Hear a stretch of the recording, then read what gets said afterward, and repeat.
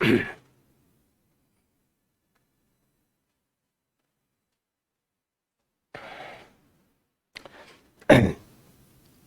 बेटा, सभी को राधे राधे, सभी को गुड इवनिंग।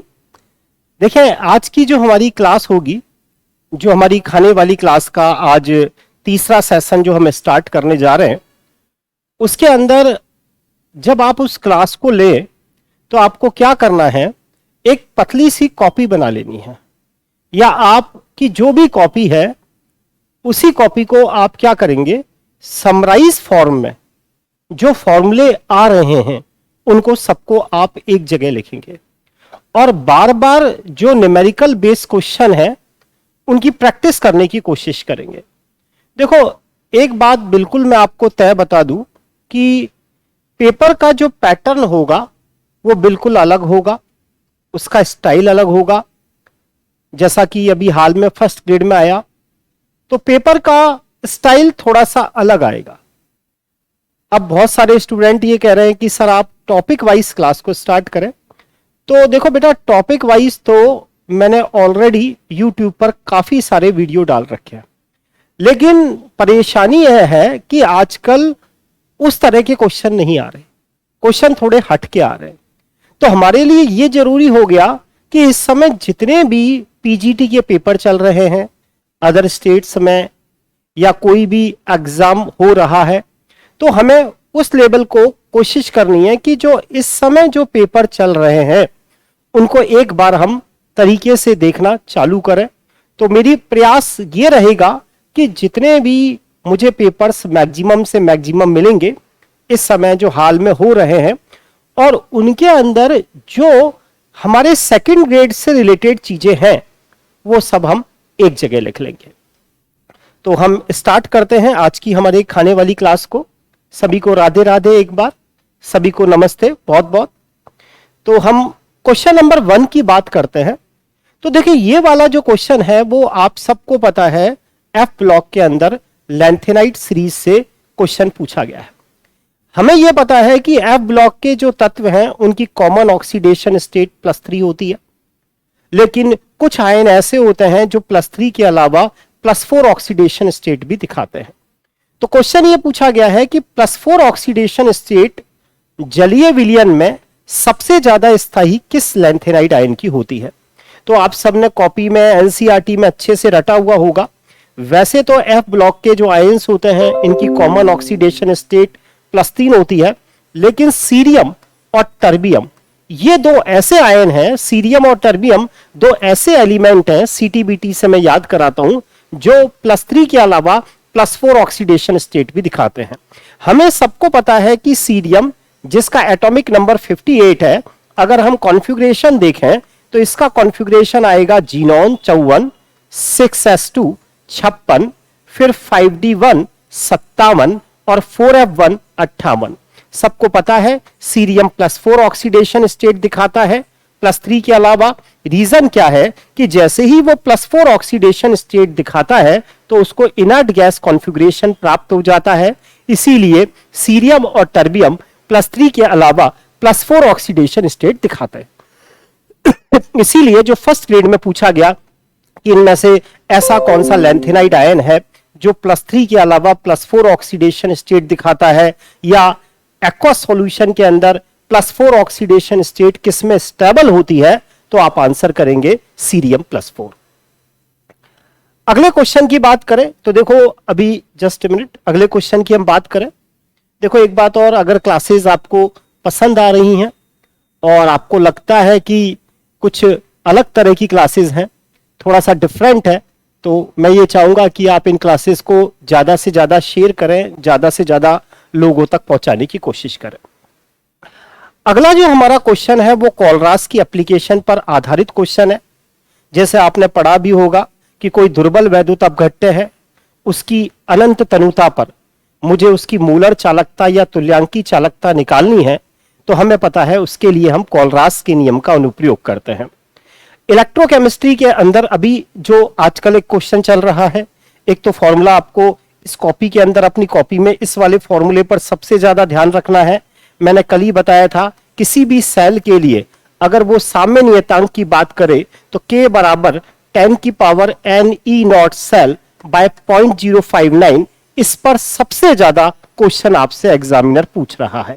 तो एक तो अपनी कॉपी में इस वाले फॉर्मूले को जरूर बार बार प्रैक्टिस करें। क्वेश्चन में देखते ही पता चलेगा कितने इलेक्ट्रॉन ट्रांसफर हो रहे हैं।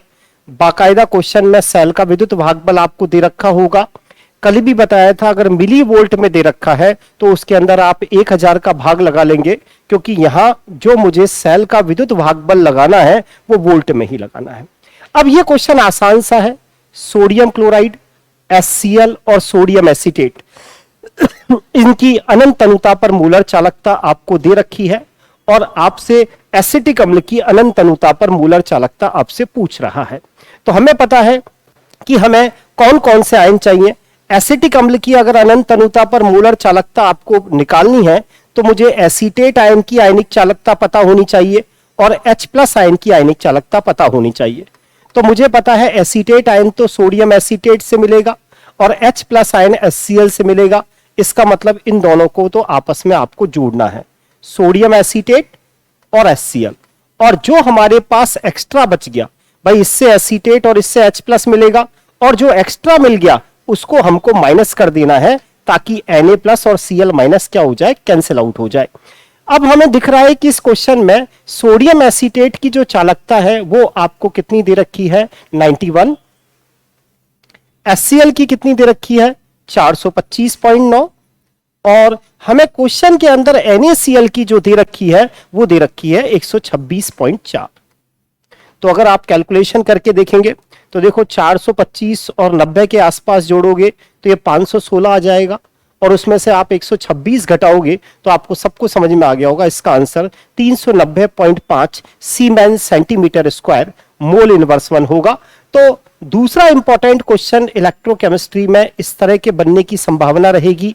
हमें जो भी क्वेश्चन में पता हो, जैसे मान लीजिए वो कहे एसिटिक एसिड की अनंत तनुता पर मोलर चालकता क्या होगी, तो पहले ये सोचें ये आपको कौन कौन से आयन देगा और फिर ये सोचें कि जिन जिन प्रबल वैद्युत अपघट्यों से मुझे वो आयन मिलेंगे उनको जोड़ देना है और जो रिमेनिंग बचेगा उसको घटा देना है और इस तरीके से मेरा आंसर आपके पास आ जाएगा। अगला क्वेश्चन यह है कि कार्बनिक यौगिक जो हैं उनके अंदर अनसैचुरेशन टेस्ट क्या होता है। हमें पता है कि जैसे मुझे एल्केन और एल्कीन में अंतर करना है, एल्केन और एल्काइन में अंतर करना है, तो वो अंतर किस तरीके से हो सकता है। ऑर्गेनिक कंपाउंड के अंदर जो अनसैचुरेशन टेस्ट है, कहने का मतलब इसमें डबल बॉन्ड प्रेजेंट है या इसमें ट्रिपल बॉन्ड प्रेजेंट है, इस कंपाउंड में पाई बॉन्ड प्रेजेंट है, तो अनसैचुरेशन का पहला टेस्ट तो होता है ब्रोमीन वाटर के साथ। आप सबको पता है अनसैचुरेशन टेस्टों के अंदर सबसे पहला जो टेस्ट है वो है ब्रोमीन वाटर के साथ।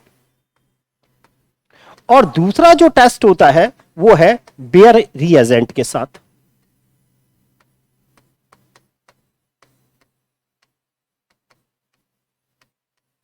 पढ़ा होगा 1% तनु ठंडा क्षारीय केमिनोफोर।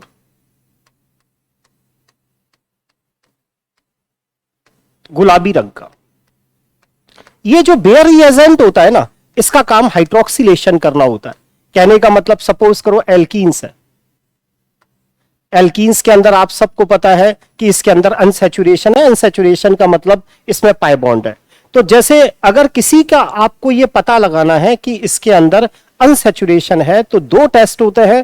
पहला तो ब्रोमीन वाटर टेस्ट है और दूसरा बेयर रिएजेंट है। बेयर रिएजेंट क्या है, 1% तनु ठंडा क्षारीय केमिनोफोर होता है, ये गुलाबी रंग का होता है। अगर आप इसको एल्केन में डालेंगे तो इसका गुलाबी रंग मेंटेन रहेगा, लेकिन एल्कीन या एल्काइन में डालेंगे तो इसका गुलाबी रंग क्या हो जाएगा, उड़ जाएगा। यही टेस्ट क्या कहलाता है, बेयर रिएजेंट टेस्ट कहलाता है। देखो एस्टर टेस्ट आपके काम का नहीं है, हेलोफॉर्म टेस्ट आपके काम का नहीं है, हिंसबर्ग रिएजेंट एमीन्स के अंदर डिफरेंट करने के काम आता है। तो याद रखेंगे ये बेयर रिएजेंट क्या है, 1% तरल ठंडा क्षारीय केमिनोफोर बेयर रिएजेंट है। और फाइनली ये रिएक्शन क्या कहलाती है, इसमें आप सबको पता होगा तो हाइड्रोक्सिलेशन होता है। हमें पाई बॉन्ड तोड़कर क्या करने होते हैं, OH समूह जोड़ने होते हैं और दोनों की डायरेक्शन कैसी रहती है, सिस्सी रहती है। इसीलिए इसका आंसर बेयर रिएजेंट रहेगा। आराम से पढ़े, कोई जल्दबाजी नहीं है। क्वेश्चनों को आराम से समझते हुए, अपनी कॉपी में देखते हुए कि अगर ये क्वेश्चन ऐसे आता है तो मुझे ऐसे करना है, और ऐसे आता है तो ऐसे करना है। यहां अगला क्वेश्चन वापस इलेक्ट्रोकेमिस्ट्री का क्वेश्चन है। आपको एक सेल रिएक्शन दे रखी है, एक आपको सेल के बारे में बता रखा है। कॉपर कॉपर +2 में बदल रहा है, Ag प्लस Ag में कन्वर्ट हो रहा है। यहां मानक अपचन विभव दे रखा है, यहां मानक अपचन विभव दे रखा है, दिख रहा है Ag प्लस Ag में कन्वर्ट हो रहा है, कॉपर +2 कॉपर में कन्वर्ट हो रहा है, और आपसे पूछ रहा है कि डेल G नॉट निकालिए। तो हमें पता है मानक गिब्स मुक्त ऊर्जा निकालने का फॉर्मूला होता है डेल G नॉट बराबर -NFE नॉट सेल।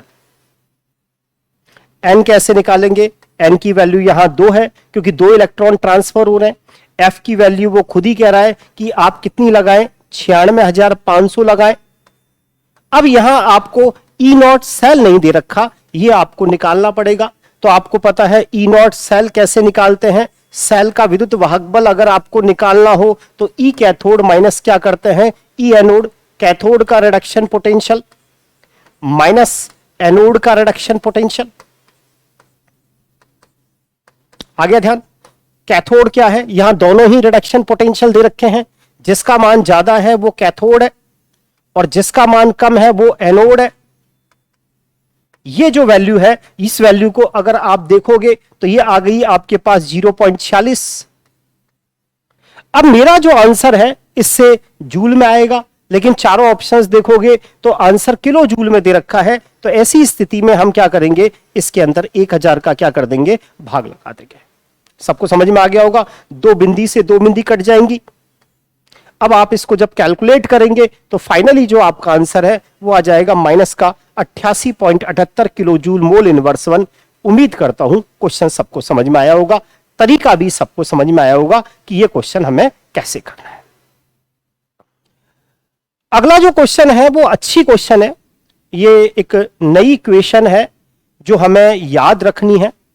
एक्चुअल में यहां इस रिएक्शन में ध्यान से देखेंगे तो एल्कीन है, और एल्कीन की रिएक्शन कार्बन मोनोऑक्साइड और हाइड्रोजन से कराई गई है। और यहां जो उत्प्रेरक का काम करता है वो एक्चुअल में कोबाल्ट उत्प्रेरक का काम करता है, और इस रिएक्शन को ऑक्सो रिएक्शन कहा जाता है। इस रिएक्शन को ऑक्सो रिएक्शन या हाइड्रोफॉर्मिलीकरण कहा जाता है।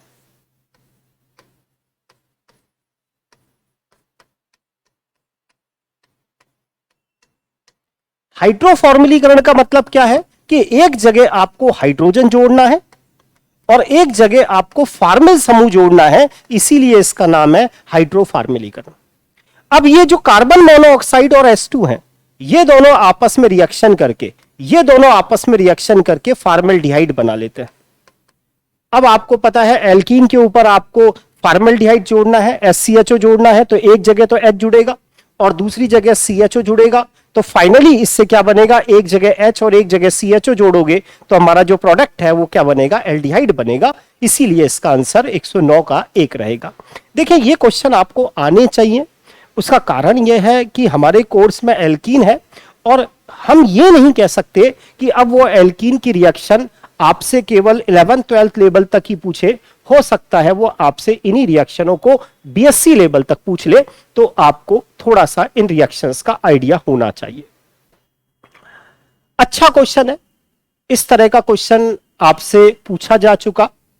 यहां मुझे क्या करना है, इस CO बॉन्ड को स्ट्रेच करना है, खींचना है।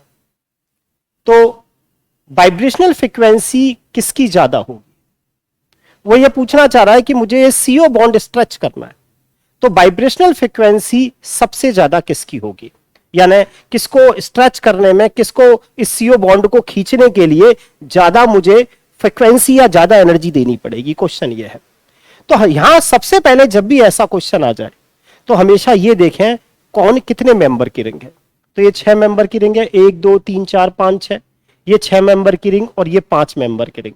तो सबसे पहले हमेशा याद रखना कि ये जो अवशोषण फ्रीक्वेंसी होती है, ये जो अवशोषण फ्रीक्वेंसी होती है, ये इनवर्स होती है। क्या ये इनवर्स होती है, मतलब रिंग में कार्बन की संख्या के, रिंग में एटम की संख्या। इसका मतलब यह है कि जो छोटी रिंग होती है ना, छोटी रिंग, हमेशा उसकी वाइब्रेशनल फ्रिक्वेंसी सबसे ज्यादा होती है। जैसे सपोज करो ये 6 मेंबर की रिंग, ये 6 मेंबर, ये 5 मेंबर की रिंग, तो इसकी वाइब्रेशनल फ्रिक्वेंसी हर हाल में सबसे ज्यादा होगी। उसका कारण क्या है? 5 मेंबर की रिंग में कोणीय तनाव बहुत ज्यादा होगा, परसेंटेज एस कैरेक्टर ज्यादा होंगे, ये बॉन्ड खिंच जाएगा, बंद लंबाई कम हो जाएगी, बंद लंबाई कम हो जाएगी तो खींचने के लिए ज्यादा एनर्जी देनी पड़ेगी। आप सेकंड ग्रेड लेवल पर जब भी ऐसा क्वेश्चन आ जाए तो हमेशा सबसे पहले ये देखें ये कितने मेंबर की रिंग, ये कितने मेंबर की रिंग, जो छोटी रिंग है उसकी वाइब्रेशनल फ्रिक्वेंसी सबसे ज्यादा होगी, तो हमारा आंसर इन दो में से ही होना है।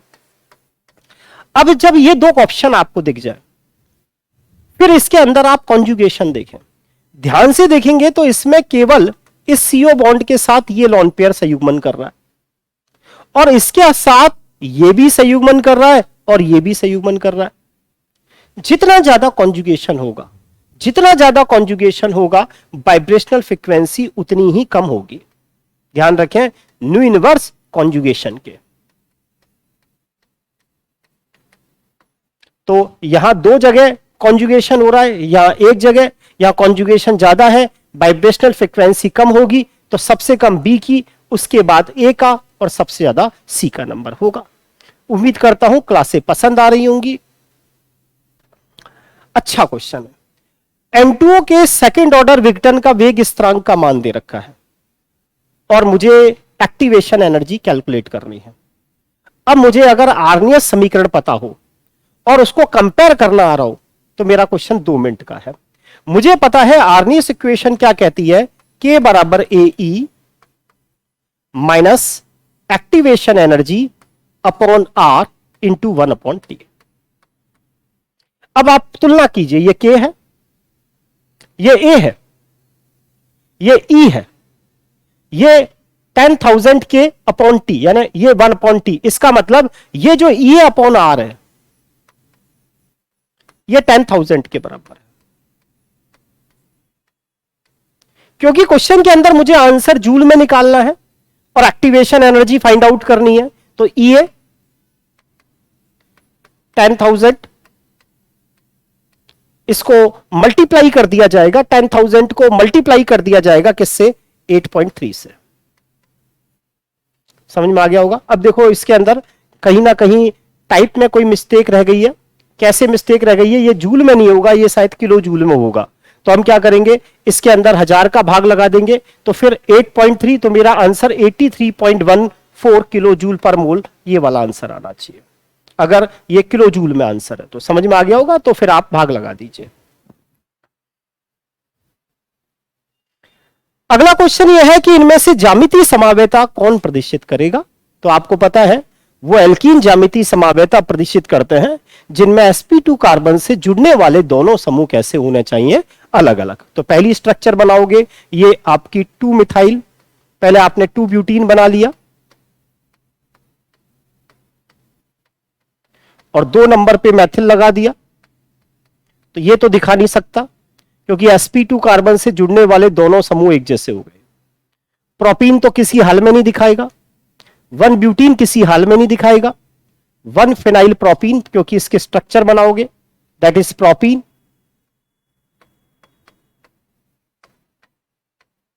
और 1 नंबर पे ही आपको यहां फिनाइल जोड़ना है।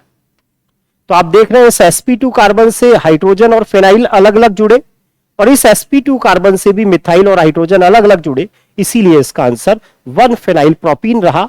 ऐसा क्वेश्चन तो 100% लालाओं सेकंड ग्रेड में पूछा जाएगा। यह क्वेश्चन थोड़ा सा अलग आया था, हमारे कोर्स का नहीं है, कि इनमें से सबसे शक्तिशाली ग्रीन हाउस गैस कौन सी है। तो यहां किसी बुक में नहीं लिखा हुआ, लेकिन फाइनली आंसर इसका आरपीएससी ने सल्फर हेक्साफ्लोराइड माना है कि सबसे शक्तिशाली जो ग्रीन हाउस गैस है वो कार्बन डाइऑक्साइड नहीं है बल्कि सल्फर हेक्साफ्लोराइड है। वापिस वही क्वेश्चन आ रहा है कि आपको मानक मुक्त ऊर्जा परिवर्तन फाइंड आउट करना है, वही आपको del G naught find out करना है।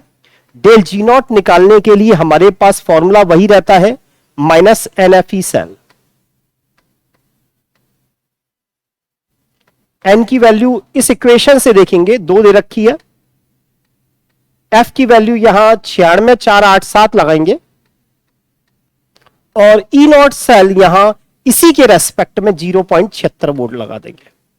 अब आप क्या करेंगे, इस क्वेश्चन के अंदर कैलकुलेशन करेंगे और कैलकुलेशन के बाद जो भी आपका आंसर होगा वो फाइनली आपको करना है। मैं बता देता हूं कि कैलकुलेशन करने के बाद ये वाला जो क्वेश्चन है इसके अंदर फाइनली आप देखो, कैलकुलेशन तो आपको ही करनी है, मैं बस बता सकता हूं क्योंकि थोड़ी प्रैक्टिस आप लोगों को ही करनी है। तो उसके बाद आप इसकी कैलकुलेशन करके देख लेना कि फाइनली इसका आंसर क्या आता है। वैसे मैं बता दूं, इसका आंसर फाइनली कैलकुलेशन करने के बाद इसका जो आंसर है वो डेल जी बराबर -NFE सेल लगा लेंगे और आपके साथ सारी चीजें दे रखी है, वैल्यू पुट कर लेंगे, जो भी आंसर होगा देख लेना। अगला जो क्वेश्चन है वो आप सबको पता है, वुड्स रिएक्शन का क्वेश्चन है। एल्किन हैलाइड की रिएक्शन सोडियम मेटल के साथ ड्राई ईथर की उपस्थिति में कराई जा रही है। तो हमें पता है ऐसी स्थिति में एल्केन का मिश्रण प्राप्त होता है।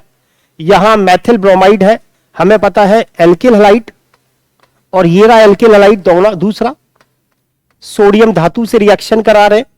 तो फाइनली जो प्रोडक्ट बनता है आपको पता है, ये एक आर दूसरे आर से जुड़ता है, आर डैश से जुड़ता है और आर डैश हमें पता है ऐसी स्थिति में एल्केस का मिश्रण प्राप्त होता है वुड्स रिएक्शन में।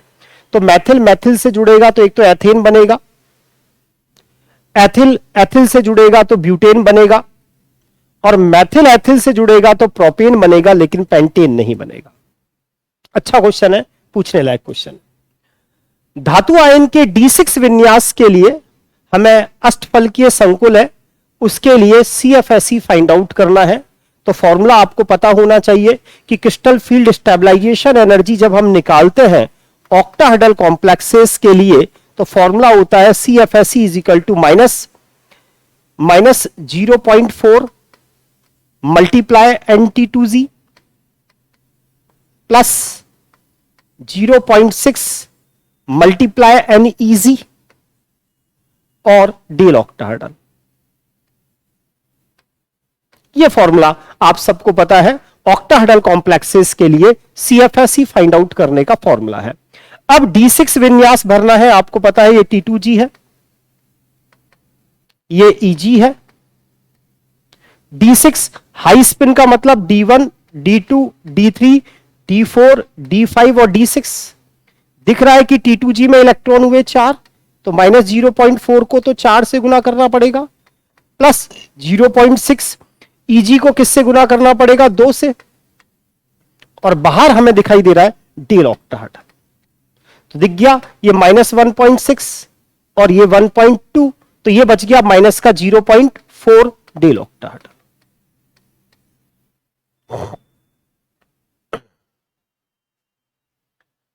अब बहुत प्यारा क्वेश्चन लगा था मुझे, ये सबसे शानदार क्वेश्चन लगा था, सबसे शानदार क्वेश्चन सेकंड ग्रेड में पूछने लायक क्वेश्चन। यहां ध्यान से रखने वाली बात क्या है, इनमें से असत्य कथन छांटना, गलत, सही नहीं गलत, बहुत प्यारा क्वेश्चन। IUPAC नामकरण के अनुसार लॉरेंसियम है LR या LW, परमाणु क्रमांक 103।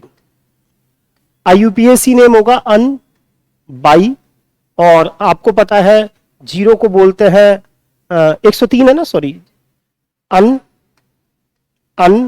निल ट्राइयम। भाई 0 को निल, 1 को अन, 2 को बाई, 3 को ट्राई। इसने कहा IUPAC नामकरण के अनुसार लॉरेंसियम का जो नाम है वो अननिल बाइयम है। अननिल बाइयम नहीं है बल्कि अननिल ट्राइयम है। इसका मतलब फर्स्ट चीज गलत है। अननिल बाइयम का मतलब तो 102 हो गया। S ब्लॉक और P ब्लॉक के तत्वों को सामान्य या प्रतिनिधि तत्व कहा जाता है। S ब्लॉक या P ब्लॉक के तत्वों को रिप्रेजेंटेटिव एलिमेंट, सामान्य तत्व या मुख्य वर्ग के तत्व कहा जाता है। बिल्कुल सही बात है। किसी भी तत्व के लिए फर्स्ट आईपी से ज्यादा मान हमेशा सेकंड आईपी का होता है, क्योंकि जैसे ही आप पहला इलेक्ट्रॉन निकालते हो जेड इफेक्टिव भर जाता है, आकार घट जाता है, तो तत्व की सेकंड आईपी का मान फर्स्ट आईपी से कम होता है। बिल्कुल गलत बात है।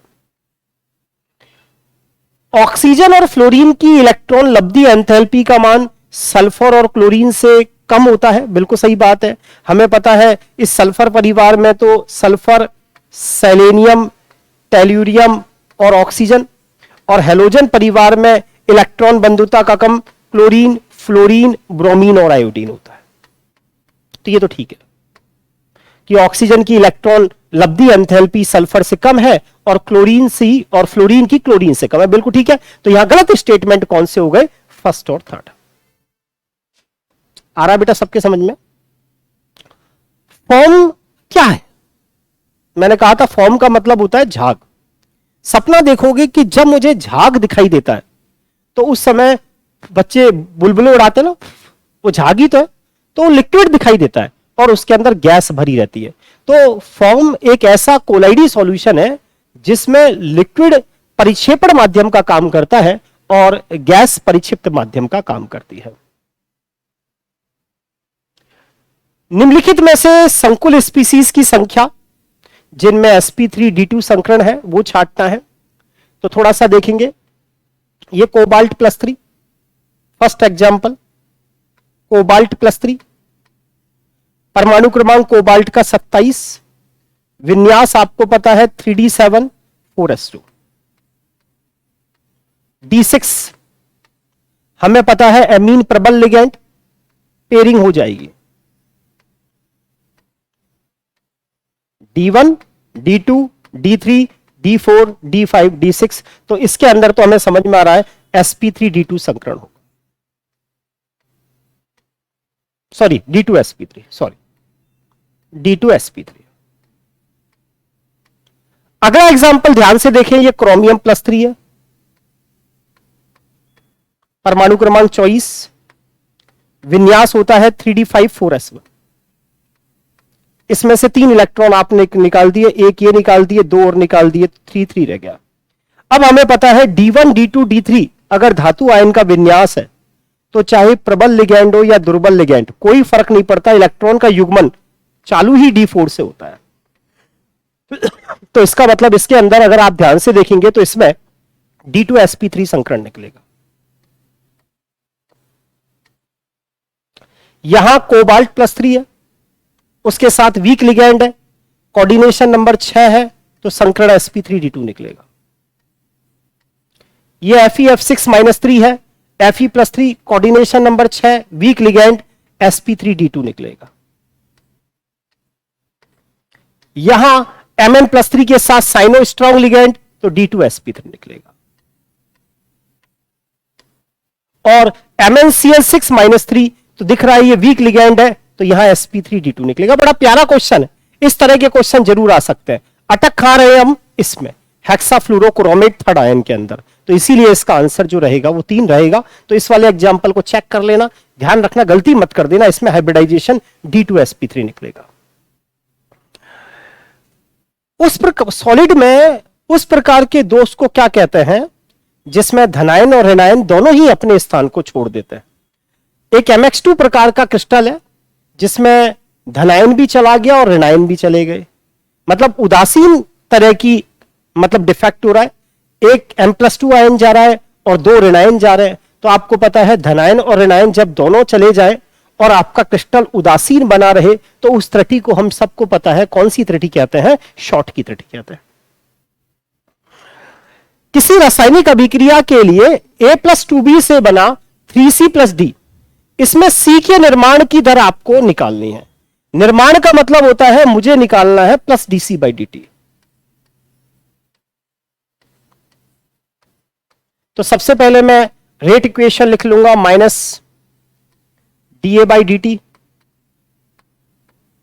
बराबर -1/2 dB/dt is equal to +1/3 dC/dt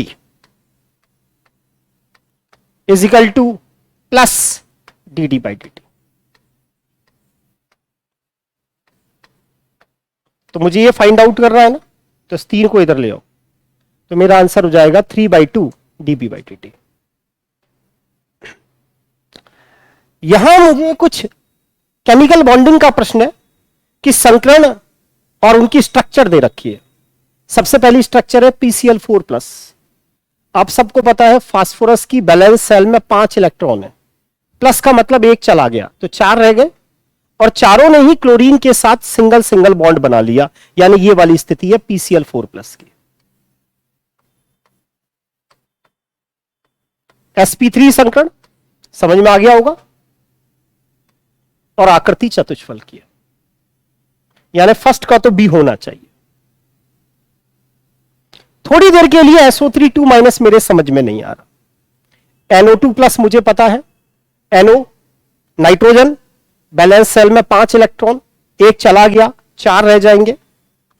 oxygen हमेशा डबल बॉन्ड से जुड़ता है, that is NO2+। Sigma bond 2 है, संकरण sp होगा, और आकृति आपको पता है लीनियर होगी, यानी कि थर्ड का डी। तो थर्ड का डी, ठीक है। SeF6, अब आपको पता है सेलेनियम किस में आता है, ओल्ड स्टाइल से टीपो, ये ऑक्सीजन फैमिली में आएगा। ऑक्सीजन की बैलेंस सेल में 6 इलेक्ट्रॉन है, 6 की 6 ने बॉन्ड बना लिया, तो यहां जो संकरण निकलेगा वो sp3d2 निकलेगा, तो जो आकृति है वो होगी अष्टफल की। तो हमारा काम हो गया, हमारा काम हो गया। इसका मतलब फोर्थ का सी होना चाहिए। अब सेकंड में क्या कॉन्सेप्ट लगाया इन्होंने SO3-2 में, सल्फर जो है उसकी बैलेंस सेल में 6 इलेक्ट्रॉन होते हैं, -2 का मतलब 2 और आ गए 8। अब उस 8 में से 6 ने तो डबल बॉन्ड बना लिया, इस तरह से। ऐसे सोचो, SO3-2 को ऐसे सोचोगे ना तो समझ में ज्यादा आ जाएगा। सल्फर की बैलेंस सेल में 6 इलेक्ट्रॉन, 6 और 2 कितने हो गए 8। उसमें से 3 ऑक्सीजन ने तो डबल बॉन्ड बना लिए भाई। वैसे तो SO3-2 की स्ट्रक्चर अगर मैं देखूं तो ये स्ट्रक्चर है, ये स्ट्रक्चर है SO3-2 की मेरे हिसाब से। तो मेरे हिसाब से तो फिर मजबूरी हो रही है यहां, एक्चुअल में SO3-2 इस तरह से स्ट्रक्चर है, तो मेरे हिसाब से तो sp3 ही इसकी शेप होती है, चतुष्फल की होती है। लेकिन अब मजबूरी में यहां जो कॉन्सेप्ट लगाया वो ये कॉन्सेप्ट लगाया कि सल्फर की बैलेंस सेल में 6 और 2 8 इलेक्ट्रॉन हो गए ना। अब 8 में से 6 तो बॉन्ड बन गए, अब एक लोन पेयर रह गया ना, तो 3 और 1 4। तो फिर मजबूरी में इन्होंने इसका आंसर क्या कर दिया, त्रिकोणीय पिरामिड कर दिया। अच्छा क्वेश्चन है, मैचिंग करनी है हमें। एक ही चीज पता है इन चारों में, और उसी से हमारा आंसर होता है कि वेनेडियम पेंटाऑक्साइड का जो उपयोग है, ये जो कैटेलिस्ट है, इसका उपयोग संपर्क विधि में होता है। सल्फ्यूरिक अम्ल के निर्माण की विधि होती है, और उसके अंदर SO2 का जब SO3 में ऑक्सीडेशन करते हैं तो उस समय वेनेडियम पेंटाऑक्साइड काम आता है। तो हमारा इतना भी पता होता तो हमारा आंसर हो जाता फोर्थ का ए। ये आपको थोड़ा सा याद रखना है, इंपॉर्टेंट है ये वाकर प्रोसेस। वाकर प्रोसेस में क्या होता है कि जो एल्कीन है, एल्कीन, उसकी रिएक्शन हाइड्रोजन परऑक्साइड से कराई जाती है,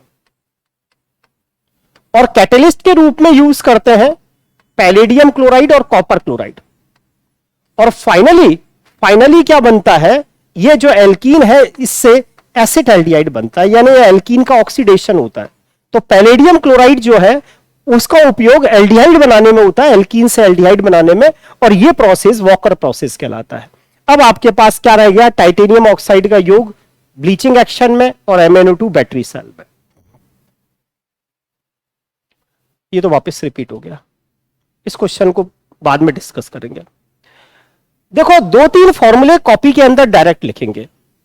ये कह रहा है कि क्रिप्टॉन की अर्धायु अवधि 10 वर्ष है, तो आपको आना चाहिए यहां रेडियो एक्टिव डिके की बात हो रही है, और रेडियो एक्टिव डिके आपको पता है फर्स्ट ऑर्डर की रिएक्शन होती है। उसका हाफ लाइफ पीरियड दे रखा है, और वो कह रहा है कि बताओ इस रिएक्शन को 99% पूरा होने में कितना समय लगेगा। तो कुछ फॉर्मूले अपने दिमाग में रखें। फर्स्ट ऑर्डर की रिएक्शन को 75% पूरा होने में लगने वाला समय अर्धायु काल का डबल होता है। 99 पॉइंट जब भी आ जाए 99% पूरा होने में लगने वाला समय, तो जो भी अर्धायु काल दे रखा हो उसको 6.6 से मल्टीप्लाई कर देना। और अगर आपसे पूछे कि 99.9% पूरा होने में कितना समय लगेगा, तो कितनी ही बार बता चुका, अर्धायु काल का 10 गुना, तो इसीलिए 66.4। अच्छा क्वेश्चन है, एनसीईआरटी का क्वेश्चन है। कि 2s कक्षक के लिए इलेक्ट्रॉन की नाभिक से जैसे जैसे दूरी बढ़ती है तो इलेक्ट्रॉन के पाए जाने की प्रायिकता में क्या परिवर्तन आता है। तो देखो, जब भी ऐसा क्वेश्चन आ जाए तो ऐसी स्थिति में क्या करो, नोड निकाल लो। आपको पता है s कक्षक है तो इसके लिए जो नोड निकलेंगे वो n-1 निकलेंगे। तो 2-1, इसका मतलब इसके अंदर एक नोड होना चाहिए। यानी आपको ऐसा लगना चाहिए कि एक्स एक्सिस पर एक जगह नोड है। देखो, यहां एक्स एक्सिस पर कहीं भी नोड नहीं है। यहां एक्स एक्सिस पर ध्यान से देखो, 1, 2 और 3 नोड है।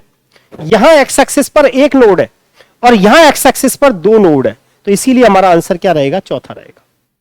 समझ में आ गया इस क्वेश्चन को कैसे करेंगे। ऐसी स्थिति में नोड निकाल लो ऐसे क्वेश्चन में। और यहां एक नोड है ना, तो एक नोड देखो, यहां सिर्फ एक ही जगह टच हो रहा है एक्स एक्सिस पर, यहां 3 जगह हो रहा है, यहां 2 जगह हो रहा है, यहां तो टच ही नहीं हो रहा है। यानी और हमें पता है 2s कक्षक के लिए नोड कितना होगा, 1। कहने का मतलब नाभिक से जैसे जैसे दूर जाओगे, नाभिक के पास तो इलेक्ट्रॉन पाए जाने की प्रायिकता बहुत ज्यादा होगी, फिर कम हो जाएगी, फिर वापस बढ़ेगी, फिर कम होगी, इस तरह से। ये आपको थोड़ा सा याद रखना है। बोरोन का सोर्स है कैर्नाइट, फॉर्मूला है Na2B4O7.4s2, दैट इज कैर्नाइट। एनसीईआरटी में नहीं दे रखा, बीएससी का क्वेश्चन। एक ये फॉर्मूला भी आपको याद रखना है कि आपको एक दुर्बल वैद्युत अपघट्य के वियोजन की मात्रा निकालनी है। और बता रखा है कि जब विशिष्ट सांद्रता C पर चालकता कैप्पा है और अनंत अनुता पर मोलर चालकता ये है, तो आपको डिग्री ऑफ डिसोसिएशन निकालना है। तो ये फॉर्मूला आपको पता होना चाहिए कि किसी दुर्बल वैद्युत अपघट्य के वियोजन की मात्रा होती है C कंसंट्रेशन पर मोलर चालकता बटे अनंत अनुता पर उसकी मोलर चालकता। C कंसंट्रेशन पर मोलर चालकता निकालने का formula kappa into 1000 upon C upon ये लैम्डा मोलर इनफाइनाइट। अब इन्होंने क्या है, इस 1000 को नहीं दिखाया फॉर्मूले में, जरूरत नहीं है, और आंसर हो जाएगा कैप्पा अपॉन C और लैम्डा मोलर इनफाइनाइट, ये वाला।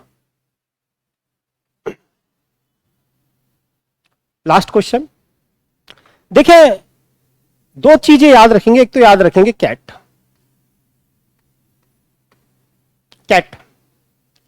कैट का मतलब यह है कि अगर सिस के साथ एंटी एडिशन हो रहा है तो रैस्मिक मिक्सचर बनता है। कैट, सिस के साथ एंटी एडिशन, सॉरी कार याद करो, सिस के साथ एंटी एडिशन तो रैस्मिक बनेगा।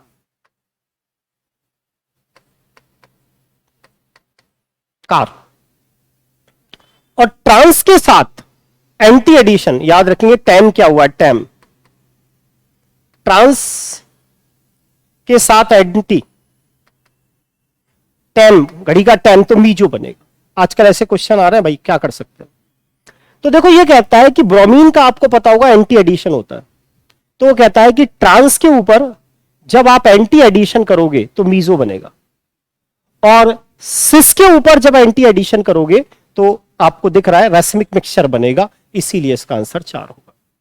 तो उम्मीद करता हूं आज के क्वेश्चन आपके समझ में आए होंगे। देखो, थोड़ा सा आपको कोशिश तो करनी पड़ेगी। पेपर का लेवल इसी तरीके का आएगा, और कल मैं कोई एक नया पेपर लेके आऊंगा, उसको हम डिस्कस करेंगे, और उसका वीडियो वही आपको 6:30 बजे के आसपास, 7 बजे के आसपास आपके ऐप पर और साथ ही साथ हमारे YouTube चैनल पर अवेलेबल होगा। Thank you.